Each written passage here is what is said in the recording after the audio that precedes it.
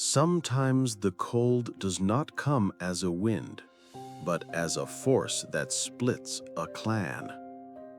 In such moments, people of the Upper Paleolithic are divided into two groups. Those who are still able to walk tens of kilometers through the snow, and those whose survival depends on the walls of a cave. Deep inside the rock stay the elders, those weakened by illness, women who have just given birth, and newborns whose lungs are not yet strong enough. You cannot take them across open ice, but you can leave them where stone holds warmth longer than the wind. For these people, a cave is not just a hole in the rock. It is the womb of the earth. It shields from the wind, holds back the snow, preserves the last traces of body heat. Many caves were used for generations. In them we find layers of ash, hundreds of bones, traces of hides used as coverings. This means people came back again and again, making the rock part of the clan's memory. To leave the weak behind is to entrust them to stone and fire. To send the strong away is to lay on them the duty to find new land. These people do not have words like responsibility, duty, or guarantee, but those ideas already live in their gestures.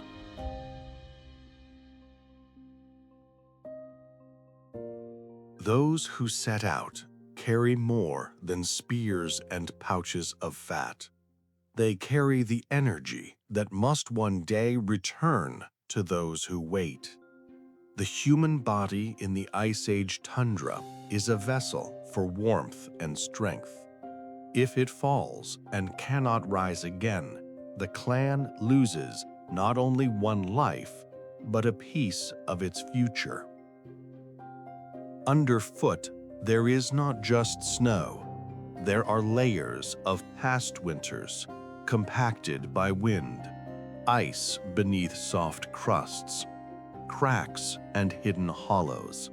Every step demands muscle work many times heavier than anything a modern person is used to. Cold narrows the vessels near the surface. Blood is drawn to heart and brain.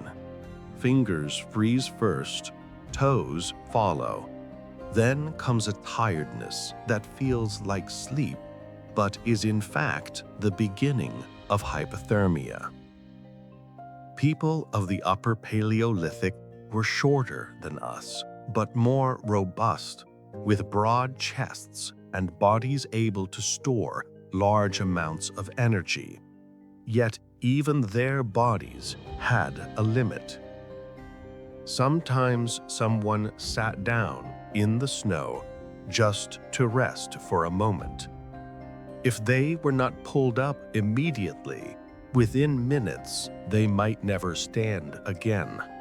The sleep that feels like rest becomes a step into death. The clan could not pour all its strength into saving a single life.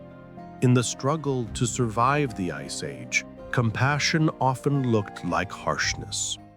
But even the harshest winter world has its weak points. Where the glacier retreats, where cliffs break the wind, where beneath the snow there is not only ice, but stone and patches of grass.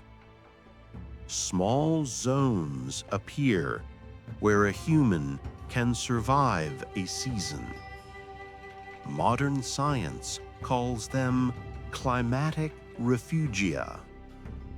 In these islands of milder conditions, small groups were able to endure, while the rest of the land was like a frozen desert. Here, hides can be built into shelters that the wind will not immediately tear apart. Here, bare ground shows through, where fires burn better. The smoke is not ripped away by gusts, so meat can be smoked, fish dried, pits dug for storing fat. But the most important thing is something else. Those left in the cave can be brought here. In the thinking of such groups, the first departure of the strong almost always implies a return. They do not call it a plan, but their behavior shows it clearly. When it becomes clear that this new land can feed the clan, that there is wood for fires and game for hunting, one inevitable question arises. Who will go back? If they had language, the question would sound exactly like that. Instead of words, gestures, a nod towards the northern rocks, a finger pointed at oneself, at the others, at the horizon. R and two hunters take on the task that was already implied in that very first step, to return to those waiting for rescue in the cave. It is not a journey for prey, but for people. They take some fat, a few tools, dried tendons for repairs. Every unnecessary weight costs kilometers. That is why the road back is always a road of the bare essential. To follow your own trail back seems easier than going into the unknown. But in reality, the return path is harder. Now, every rock, every bend in the landscape is a measure of hope. This ridge, one more day. This valley, one more night. This turn, almost there. At that time, people carried their world map inside their heads. They had no need for words for cardinal directions. The shadow of a mountain line, the shape of a slope, the taste of the wind, that was their orientation. The fact that materials like obsidian, shells, and ochre traveled hundreds of kilometers shows that these routes were walked again and again. Now, they move quickly. They cannot afford even a few extra days. In winter, time is not measured in hours, but in the remaining breaths of those waiting in the cave. When they finally reach the familiar ridge, they recognize the landscape at once. Earth changes slowly, much more slowly than human lives. But the entrance to the cave is gone. Where once there was a dark opening, there is only a white wall. Wind and snow together can achieve things that seem like magic. Snow fills the opening, icy winds press it in. Moisture freezes, and loose snow becomes a solid ice barrier. In this way, a cave can turn from refuge into trap. The fire keeps burning, the smoke cannot escape. Oxygen falls. Carbon dioxide rises. People fall asleep not from tiredness, but because the air slowly poisons them. The three hunters begin to fight this barrier. With their hands, with stones, with antlers used as levers. Every blow is an attempt to pull a piece of the past back into life. When the opening finally gives way, they are met by a silence that does not belong to the living. The fire has gone out. The ash is cold. The stones of the hearth are covered in a thick layer of soot. The people left here did not die alone. They did what they always did.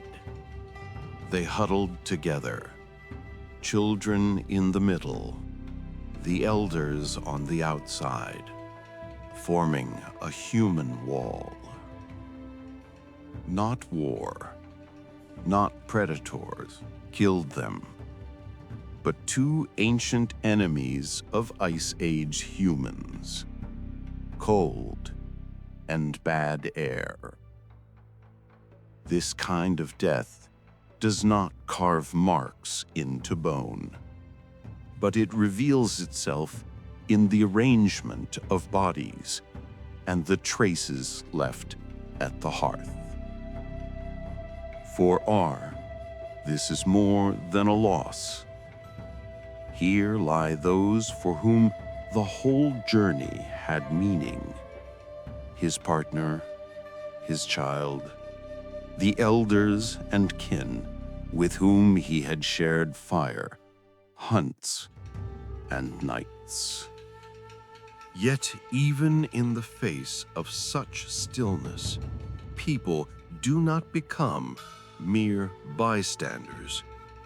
They do what they have done for countless generations. They prepare a burial. The bodies are moved towards the back wall of the cave. They no longer resist, no longer shiver with cold. Now they can be placed as seems right. Bent legs, arms close to the torso, lying on the side. This posture is found from the Gravettian to the Aurignacian.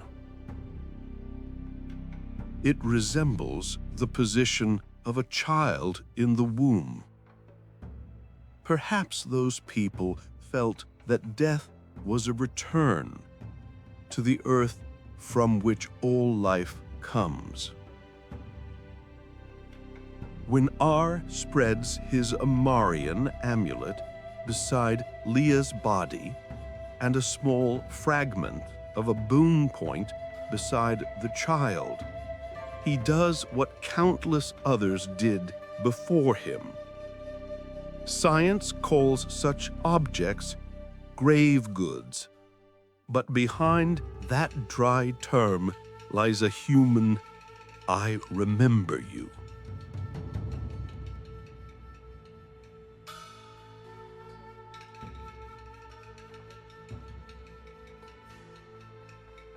After the burial, the cave can no longer be a home. It has become a place where breathing has stopped. The entrance must become a boundary. The stones they use to close the opening are more than a defense against animals. They are a sign. Here, one path of life ends. Here, we do not enter again. At some prehistoric sites, researchers find sealed cave mouths whose stones bear traces of human work. This means a group consciously closed off a place, like a story that will not be opened again. When R and his companions sit before the sealed entrance, they sit not before rock, but before the threshold between what can still be changed and what will remain forever. The journey back to the southern refuge is harder than the way to the cave. Now they do not carry hope, but knowledge. The knowledge that part of their clan remains under stone and snow. But in the south, there are still living people, children, hunters, women who depend on them. The group must understand how many of them are left.